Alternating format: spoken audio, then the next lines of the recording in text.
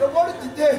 ತಕ್ಷಣವೇ ಮಗನೇ ಮಹಿಷ ಲೋಕದ ಈ ಕಡೆ ಎಂದು ದೀರ್ಘವಾದ ಧ್ವನಿ ಕೇಳಿತು. ಅಮ್ಮ, ಹೆತ್ತ ತಾಯಿಯ ಕರುಳಿನ ಕರೆಯನ್ನು ಆಳಿಸಿ ಆಟದ ಬಯಲನ್ನು ಬಿಟ್ಟು ನಿನ್ನಲ್ಲಿಗೆ ಬಂದೆ. ಯಾಕೆಮ್ಮ ಕಣ್ಣೀರು? ಕಷ್ಟ ಬಂತು ಕುಮಾರ. ಶಂಕರನ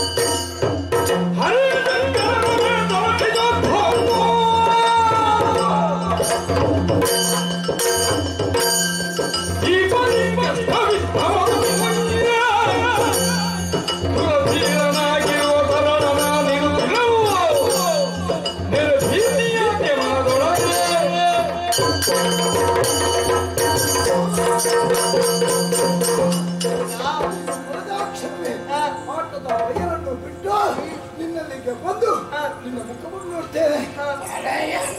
ಗಾಯಕಿಸಿ ಧಾರಾಕಾರವಾಗಿ ಕಣ್ಣಿರಿಸ್ತಾ ಇದ್ದೀನಿ. ನೋಡುವಾಗ ನಮ್ಮ ಪುರದಲ್ಲಿ ಯಾವುದೋ ಒಂದು ದುರ್ಘಟನೆ ನಡೆದಿದೆ. ನಿನ್ನ ಕಣ್ಣೀರಿಗೆ ಯಾರಮ್ಮ ಕಾರಣ? ಇಂದ್ರಾದಿ ಅಲ್ಲೋ ಶ್ರೀಮೂರ್ತಿಗಳೇ, ಯಂತ್ರಗಳಾಗಲಿ ಅವರಿಗೆ ಸರಿಯಾದ ಶಿಕ್ಷೆಯನ್ನು ಮಗನೇ.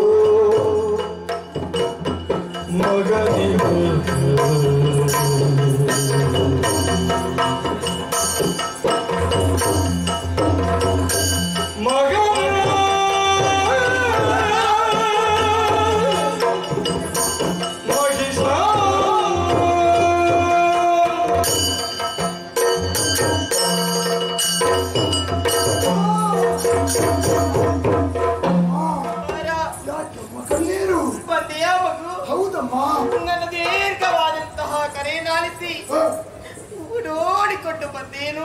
ಹೌದಮ್ಮ. ಎಲ್ಲಿ ನಡೆದಂತಹ ವಿಷಯಗಳುಂಟು ಹೇಗೆ ನಿನ್ನಲ್ಲಿ ಬಿತ್ತರಿಸಲಿ ಮಹೇಶ? ಏನಾಯ್ತಮ್ಮ? ನನ್ನ ನಾಲಿಗೆ ತಡವರಿಸ್ತಾ ಉಂಟು ಮಗು. ಯಾಕೆ ತಾಯಿ ಯಾಕೆ? ಮಾತುಕಡೆ ಹೊರಡುತ್ತಾ ಇಲ್ಲ ಮಗನೇ. ಹಿಂದೆ ನಿನ್ನ ತಂದೆ ಸುರಲೋಕವನ್ನು ಪಡೆಯುವಂತಹ ಉದ್ದೇಶದಿಂದ ಸೇನೆಯನ್ನು ಸೇರಿಕೊಂಡು ಹೊರಡುವಂತಹ ಹೊತ್ತಿಗೆ ಕನಕದ ಹರಿವಾಣದಲ್ಲಿ ಆರತಿಯನ್ನು ಬೆಳಗಿ ನನಗೆ ಸಿಂಧೂರ ತಿಲಕವನ್ನಿರಿಸಿ ಮಗಮಗದಿಂದ ಸಂತೋಷದಿಂದ ನಾವೆಲ್ಲರೂ ಕಲಹಿಪಟ್ಟಂತಹ ವಿಷಯ ನೀನೂ ತಿಳಿದಿದೆ ತಾನೆ? ಹೌದು ತಾಯಿ. ಹೋದಂತಹ ನಿನ್ನ ತಂದೆ ಅಮರಾವತಿಗೆ ಮುತ್ತಿಗೆಯನ್ನು ಹಾಕಿದ್ರಂತೆ. ಸಮರ ಮುಖದಲ್ಲಿ ದೇವತೆಗಳನ್ನೆಲ್ಲ ಮಗ್ಗು ಬೆಳೆದು ದೇವಲೋಕ ಸ್ವಾಧೀನವಾಯಿತೆ. ಪುರದ ಸುರದೊತ್ತಿಗೆ ಕುಳಿತರಂತೆ ಮಗನೇ. ಸ್ವರ್ಗ ಮರ್ತ್ಯ ಪಾತಾಳ ಎಂಬ 3 ಲೋಕ ನಮ್ಮ ಸ್ವಾಧೀನವಾಯಿತು. 3 ಲೋಕದ ಒಡೆಯರ ಒಡತಿಯಾದ ನೀನು ಇಂದು ತಲೆಯನ್ನು ತಗ್ಗಿಸಿ ಧಾರಾಕಾರವಾಗಿ ಕಳುಹಿಸಬೇಕಾದರೆ ಏನಾದರೂ ನಿನಗೆ ತೊಂದರೆಯಾಗಿದೆ ಅಮ್ಮ. ಯಾರಿಂದ ತೊಂದರೆ ಆಯ್ತಮ್ಮ? ಹೇಗೆ ಆಯಿತಮ್ಮ? ಹೇಳಮ್ಮ ನಿನ್ನ ಮಗಳಲ್ಲಿ. ಸಂತೋಷವು ನಮ್ಮ ಪಾಲಿಗೆ ಕ್ಷಣಿಕವಾಗಿ ಹೋಯ್ತಪ್ಪ. ಯಾಕಮ್ಮ? ಸುರಪುರದ ಸುರಗದ್ದಿಗೆ ನಯ ರಾಜಿಸ್ತಿರುವಂತಹ ಸಂದರ್ಭ ಆ ದೇವತೆಗಳೆಲ್ಲ ಸೇರಿ ಮೋಸದಿಂದ ನಿನ್ನ ತಂದೆಯನ್ನು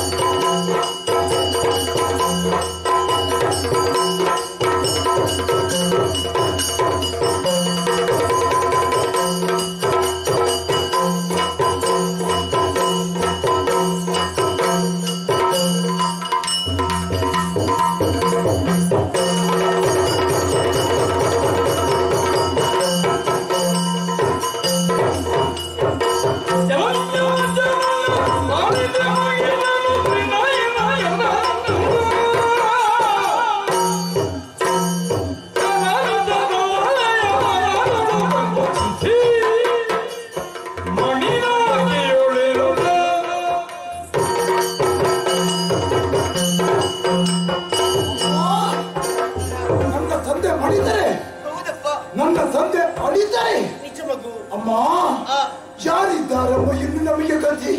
ಹೇಳೋರು ಕೇಳೋರು ಯಾರು ಇಲ್ಲದಾಗಿ ಹೋಯ್ತಪ್ಪ. ಅಮ್ಮ ನಾನು ತಪ್ಪಲಿಯಾದಮ್ಮ. ಮಿಂಚು ಹೋದ ಕಾರ್ಯಕ್ಕೆ ಚಿಂತಿಸಿ ಬಲವಿಲ್ಲ.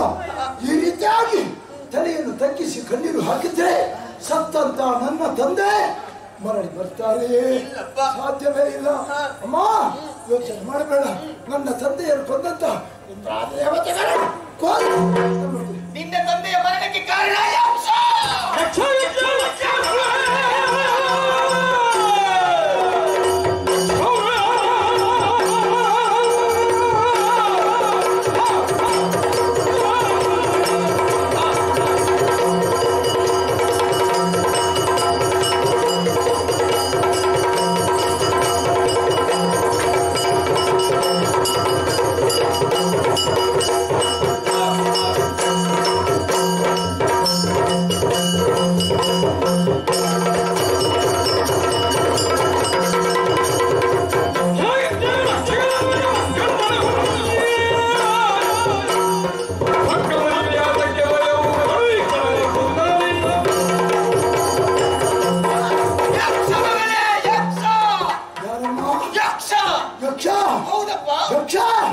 ನನ್ನ ಪಾಲಿಗಾದ ನಿರ್ಲಕ್ಷ್ಯವೇ. ಯಕ್ಷಲೋಕವನ್ನು ಸೇರುವಂತಹ ಸಂದರ್ಭದಲ್ಲಿ ಯಕ್ಷರ ಪಕ್ಷವನ್ನು ಸೇರಿಕೊಂಡು ಅಕ್ಷರೇ ಆತನ ಸುಖವನ್ನು ಮುರಿಯದಿದ್ದರೆ ನಿನ್ನ ಮಗಳನ್ನ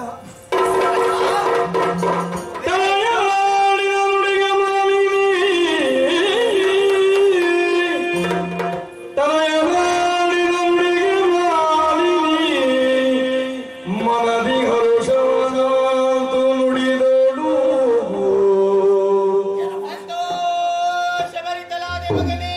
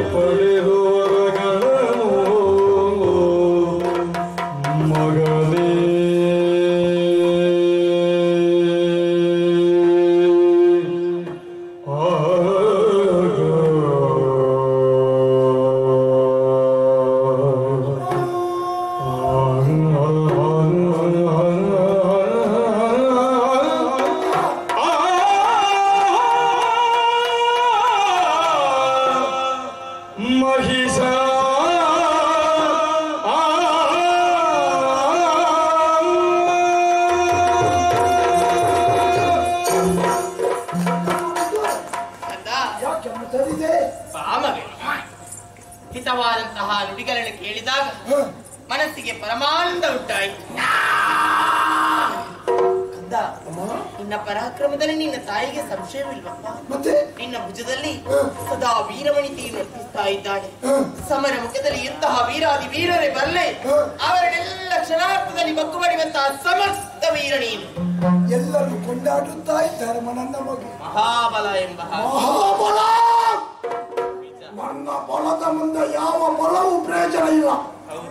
ಮನಸ್ಸು ಮಾಡಿದ್ರೆ ಏನಕ್ಕೆ ಏನು ಮಾಡಿ ಆ ದೇವತೆಗಳು ನಿನಗೆ ಗಣವೇ ಅಲ್ಲ, ತೃಣಕ್ಕೆ ಸಮಾನ.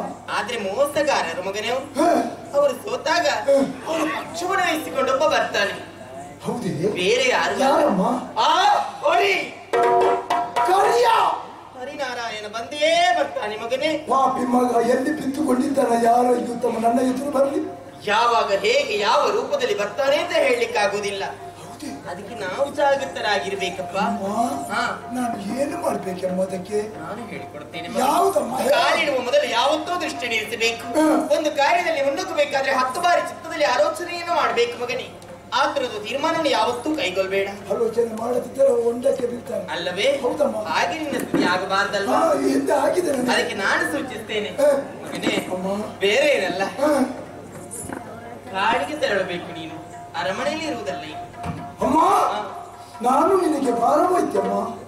ಇಲ್ಲ ಮಗನೇ, ಮತ್ತೆ ಮನೆಯಲ್ಲಿ ಕುಳಿತುಕೊಳ್ಬಾರ್ದು ಅಂತ ಹೇಳ್ತಾ ಇದ್ದೀನಿ. ಹಾಗಲ್ಲಪ್ಪ. ಮತ್ತೆ ಬೆಳೆಸಿ ಇಷ್ಟು ದೊಡ್ಡವರಾಗಿ ಮಾಡಿದ್ದೇನೆ. ತಾಯಿಗೆ ಯಾವತ್ತು ಮಕ್ಕಳು ಭಾರವಾಗದೆ ಕುಂಟೇನೋ? ಇಲ್ಲ.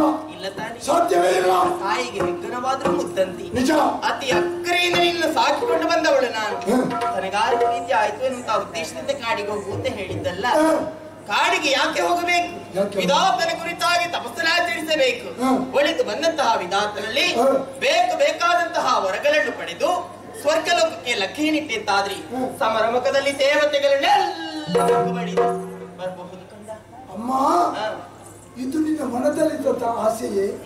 ನಿನ್ನ ಆಸೆಯನ್ನು ನಿನ್ನ ಕಂದನಾದ ನಾನು ಯೋಚಿಸಿಕೊಡ್ತೇನೆ. ಆದರೂ ನನ್ನ ಗುರುಗಳು ದೂರದಿಂದ ಕುಳಿತುಕೊಂಡಿದ್ದಾರೆ. ಅಲ್ಲಿಂದಲೇ ನನಗೆ ಆಶೀರ್ವಾದ ಮಾಡಿದ್ದಾರೆ. ಅಮ್ಮ, ಇನ್ನು ಕಾಲವಿರುವ ಸಲ್ಲದು. ಈಗಲೇ ನಾಡನ್ನು ಬಿಟ್ಟು ಕಾಡನ್ನು ಸೇರ್ತೇನೆ. ಘೋರವಾದ ತಪಸ್ಸನ್ನು ಮಾಡಿ ಬ್ರಹ್ಮದೇವರನ್ನು ಮೆಚ್ಚಿಸಿ ಬೇಕಾದ ವರವನ್ನು ಪಡೆದು ಬರ್ತೇನೆ. ಅದಕ್ಕಾಗಿ ಅಮ್ಮ, ತಾಯಿಯು ನೀನು, ತಂದೆಯು ನನಗೆ ಆದ್ದರಿಂದ ಯಾವ ಕಾರ್ಯ ಆಗಬೇಕಾದರೆ ನಿನ್ನ ಆಶೀರ್ವಾದ ನನಗೆ ಅಗತ್ಯ. ಮಗು, ನಿನ್ನಂತಹ ಮಗನಿರುವಾಗ ನಾನು ಯಾಕೆ ಚಿಂತಿಸಬೇಕು, ನಾನು ಯಾಕೆ ದುಃಖಿಸಬೇಕು ಹೇಳು. ನನ್ನ ತಾಯ್ತನ ಸಾರ್ಥಕವಾಯಿತು ಮಹೇಶ. ಕರ್ಮಪುತ್ರನಿದ್ದೀಯ ನೀನು. ಎತ್ತ ತಾಯಿಯ ಆಸೆ ಈಡೇರಿಸುವುದಕ್ಕಾಗಿ ತೆರಳುತ್ತಾ ಇದ್ದೀಯ. ಹೋದಂತಹ ಕಾರ್ಯದಲ್ಲಿ ಜಯ ಸಿರಿಯನ್ನು ತೆಗೆದುಕೊಂಡು ಬರಬೇಕು. ಆದ್ರೆ ತೆರಳುತ್ತಿರುವಂತಹ ನೀನು ಬರಿಗೈಯಲ್ಲಿ ಹೋಗಬಾರದು. ಪಟ್ಟದ ಕತ್ತಿಯನ್ನು ಸ್ವೀಕರಿಸಿ. ಬೇಕೇ ಬೇಕು ಮಗನೇ. ಹಿರಿಯವರು ನಿನ್ನ ಉಭಯಶೃಂಗದಲ್ಲಿ ಬಲವಿದೆ ಎನ್ನುವುದನ್ನು ನಿನ್ನಮ್ಮ ಚೆನ್ನಾಗಿ ಅರ್ಥವಿಸಿಕೊಂಡಿದ್ದಾರೆ. ಆದರೂ ತೆರಳುತ್ತಿರುವುದು ಕತ್ತಲು ಕವಿದ ಕಾಡು. ರಕ್ಷಣೆಗಾಗಿ ಇದು ಬೇಕು. ಹೋಗಿ ಬಾ.